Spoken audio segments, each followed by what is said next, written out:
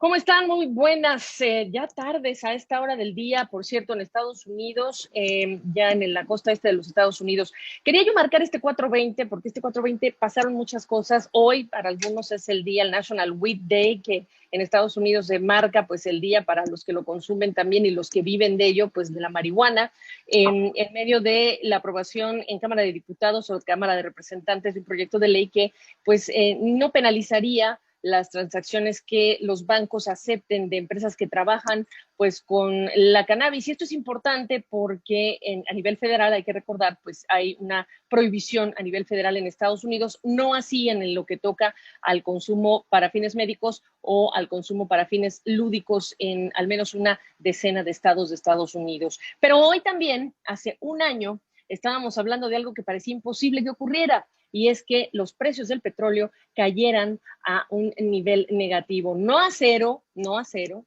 hablamos de negativo 37, o sea que más caro que quizá esta botella de agua, más caro que quizá, no sé si una taza de café, y lo que estaba pasando obviamente tenía mucho que ver con aviones que eran llevados a tierra, con carreteras y caminos que quedaban vacíos por los confinamientos que fueron decretados. En ese momento hablábamos con un experto de ese tema y en este momento vamos a recordar el año pasado para ver dónde estamos con Jaime Brito, vicepresidente de Stratas Advisors. Tú y yo lo platicamos, tú fuiste nuestro maestro para explicarnos más claramente cómo de plano estaban pagando porque alguien se quedara con el petróleo porque no había ya lugar para almacenarlo, ¿no, Jaime? Así es, ¿cómo estás? Mucho gusto en saludarte, gracias por la invitación y me da mucho gusto saludar a tu audiencia. Correcto, hace un año estábamos hablando de este día tan surrealista, tan anormal, y lo que platicábamos hace un año es que fue una anomalía desde el punto de vista financiero, causada por las personas participantes del sector financiero que tenían en su mano papeles, contratos en papel, que les daban derecho a recibir 1,000 barriles de crudo ese día, el 21 de abril del 2020, y un día antes de la expiración de ese contrato, tenías que vender ese papel. Si no lo vendías el 20, estabas obligado el 21 a ir a Cushing, Oklahoma, y recibir 1,000 barriles de crudo. Y como muchos tenedores de contratos lo compran y lo venden para tener un rendimiento, para tener una ganancia, y nunca son refinadores, no quieren recibir el barril, ese último día no hicieron las provisiones correctas dentro de la caída de la demanda y se vieron en esa gran urgencia de ofrecer dinero para que alguien se llevara ese papel. Decían, yo no quiero recibir crudo mañana, por favor llévatelo y te pago 20, pues yo te pago 21, pues yo te pago 25. Y los precios de futuros del petróleo se vieron en territorio negativo. El precio físico del crudo, por ejemplo, el Brent y otros crudos, estuvo en $10, $11, $12, no bajó el crudo físico a terreno negativo. Este fue el contrato de futuros.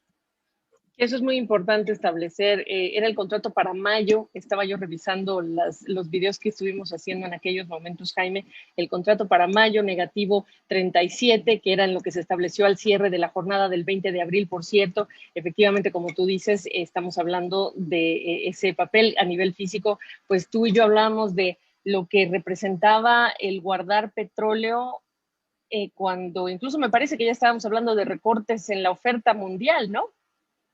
Correcto. Más o menos después de la sorpresa cuando anunció la administración Trump que no iban a permitir el aterrizaje de aviones que venían de Europa, etcétera, fue un anuncio muy súbito, como con 2 o 3 días de anticipación a mediados de marzo. A partir de mediados de marzo hubo una caída en el consumo gigantesco. Ya para estas fechas del 20 de abril del año pasado ya estábamos todos encerrados y ya llevábamos unas 2 o 3 semanas sin tener tráfico vehicular. Entonces todo caída gigantesca de un 50% en el consumo de gasolina y de un 90% en el consumo de la turbocina, el combustible para aviones, etcétera, causó que la demanda fuera para abajo, y en estas fechas ya la OPEP ya había anunciado también ese recorte de 9.7 millones de barriles por día. Y con todo esto me parece increíble que los que tenían los contratos de papel, los participantes financieros, no habían anticipado que como iba a caer una demanda, la gente que normalmente les compra ese último contrato en el último día para recibir los barriles, no se los iba a comprar, ¿no? Entonces hubo una gran anomalía. Había almacenamiento disponible para los barriles en Cushing, pero ya estaba querían venderlo desesperadamente el 20 de abril del año pasado o tendrían que recibir barriles, no tenían ni siquiera en dónde poder poner esos 1,000 barriles que iban a recibir a la fuerza. Entonces fue una gran anomalía que tuvo que ver con una una falta de planeación financiera realmente. Eso es importante porque además te iba yo a decir que termináramos la conversación justamente con las lecciones que todos debimos aprender sobre el mercado petrolero o incluso sobre el tema de la oferta y la demanda. Pero también, Jaime, decir que hoy revisábamos en cuánto estaba la mezcla estadounidense, pues está muy cerca de $100 de diferencia de lo que estaba en ese momento, lo cual llama la atención. Pero sí, Jaime, háblanos de la lección, incluso para los productores latinoamericanos, del evento que vivimos juntos un 20 de abril de 2020. Fíjate que yo creo que lo más importante, definitivamente lo más pragmático que se puede realmente poner en práctica para todos los productores privados o públicos en América Latina es que escojan muy bien las referencias de precio. Por ejemplo, cuando tú vas a vender el crudo colombiano, ecuatoriano, el mexicano, el crudo maya, por ejemplo, lo vas a vender respecto a un crudo marcador menos un descuento. Entonces, por ejemplo, puedes escoger el crudo marcador, el Brent de futuros, o puedes escoger el Brent físico o el WTI de futuros o el WTI físico. Son precios diferentes. Los mercados de futuros son más bien instrumentos financieros que originalmente se planearon para hacer coberturas físicas entre refinadores y productores de largo plazo, de varios meses de anticipación, pero ahorita ya reciben mucha participación de mucha gente que no es refinadora, y no quiero decir la palabra especulación, pero se mueve por noticias financieras, por noticias geopolíticas, se mueve porque Walmart anuncia resultados, porque ExxonMobil anuncia resultados financieros. El precio físico del crudo se mueve más por oferta y demanda. Digamos que el precio físico del crudo está más aterrizado a tierra y el precio de futuros del crudo se mueve más a nivel cielo, mucho más volátil. Entonces, si tú estás vendiendo tu barril de maya, por ejemplo, o de crudo colombiano Castilla, y te estás referenciando al WTI de futuros, el precio real que te están pagando a ti como exportador de crudo va a ser siempre mucho más volátil y puede que cuando haya tendencias a la baja sea más castigado que lo que podrías haber recibido tu precio, tu pago por un WTI físico menos $2, digamos. Normalmente lo vendes a WTI, digamos, menos $2 o menos $5, pero si el WTI que tú escogiste no es el físico, es el de futuros, puede que un día esté por acá y otro día esté por acá.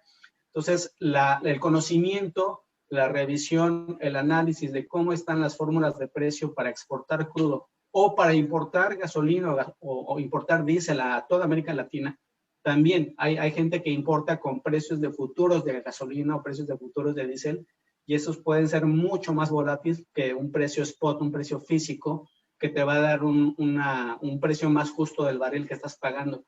Ese tipo de conocimiento te puede generar, hicimos cálculos, por ejemplo, de la fórmula mexicana de exportación en ciertos años en el pasado, el escoger referencias de precio diferentes, diferencia de ingresos de miles de millones de dólares, nada más por haber escogido el índice de referencia correcto. Entonces, sí es bien importante que todos los que están relacionados con el sector petrolero, las agencias de Hacienda, por ejemplo, de cobro de impuestos, cobro de regalías, de producción, todo eso, estén bien conscientes de cuáles son los mejores precios de referencia. Qué importante, ¿no? Y nosotros quizá daríamos por hecho que eso se sabe y que lo sabrían las autoridades, pero efectivamente cada cambio de gobierno es un nuevo desafío, una nueva mentalidad, y quién sabe qué tan cerca de entender la autoridad de este tipo de temas, ¿no? ¿Qué te has encontrado para cerrar en ese camino de autoridades en la región, por ejemplo? ¿Qué tan preparadas técnicamente sobre estos temas o asesoradas están en relación con esto que acabas de apuntar?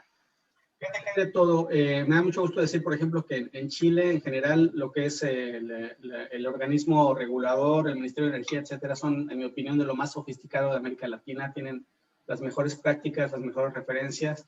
El equipo que importa los refinados en Perú, en Petroperú, es también de lo más sofisticado, es magnífico. En México hay un asunto mezclado, hacen buenas importaciones, pero también importa mucho si tú estás trayendo la gasolina o el diésel en un contrato de largo plazo o cargamento por cargamento. Obtienes mucho mejor precio al importar que negocies cargamento por cargamento, porque todos los refinadores americanos, entre comillas, están muy interesados, no quiero decir la palabra desesperados, pero mientras más se exporte en América Latina, mejor, porque se ahorran impuestos locales en Estados Unidos. Claro. Entonces, creo que cada importador, incluyendo México, podría obtener mejor precio negociando un contrato de cada barco que llega, en lugar de firmar un contrato y le dices al refinador, tú ya me tienes seguro por un año, hagas lo que hagas, ¿no? Entonces, hay muchas mejores prácticas, muchas estrategias que creo que en general países como Colombia, por ejemplo, todo América Central, todo Costa Rica, etcétera, podrían aplicar, implementar para importar a mejores precios y con mejores estrategias gasolina o diésel, o exportar mucho mejor el crudo que tienen. Claro, y además en un año en el que la recuperación y las variantes, etcétera, siguen desafiando las finanzas públicas de nuestros gobiernos. Jaime Brito, qué gusto saludarte. Hace un año hablábamos de ese precio negativo, hoy las cosas son muy distintas. Gracias. Un placer, seguimos en contacto, cuídense mucho. Gracias. Igual.